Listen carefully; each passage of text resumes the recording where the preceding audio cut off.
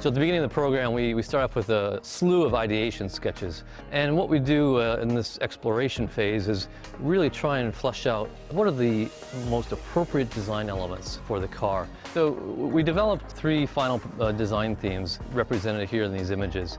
Ultimately, we went here with theme A, as this really represented perhaps more the brutal side of the three design themes. But there were elements of some of the other themes that really influenced the final design. Everything on this car is brand new. Every single part we designed, reinvented. There's a lot of key elements which we took and got inspired from our heritage. And there's certainly a bloodline running through the entire car. We talk about this punching out quality, this fist breaking through glass or punching through the wind. And the whole front end was really developed around this theme, and that's been a historical cue from Mustang since day one. You can see the dominant shark nose bite, which we actually took from our 64.5 and through the 69.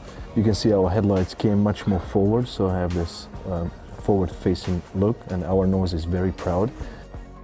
You can see the whole silhouette, what we did for the new car. Basically, we moved the entire cabin rearward, so that gives you actually a longer hood and creates a more selfish greenhouse cabin for the driver, and it gives you that 64, 65 look of the car. We were really looking at all the design elements and how we could evolve them to send a new modern message. And we ultimately ended up along this theme here with this, what we call a unified DLO graphic, which stands for daylight opening, i.e. the side glass. And once we came to this conclusion, it really helped to modernize the car and just bring it into a new dimension. It also helped to really set up a fastback profile for us.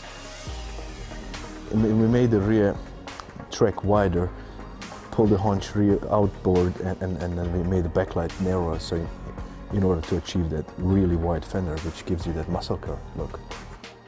We pulled the wheels out 20 millimeters per side, and that really allowed us to get a very, very strong muscular haunch over the rear wheels.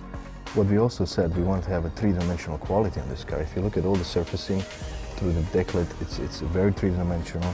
It's very unique, and I think the taillights, we took a next step. We got inspired by 69 cars, but we did it in a very modern way. You'll be able to identify this car from miles down the road just with those tri-bar tail lamps illuminated at night, and it's unmistakable Mustang.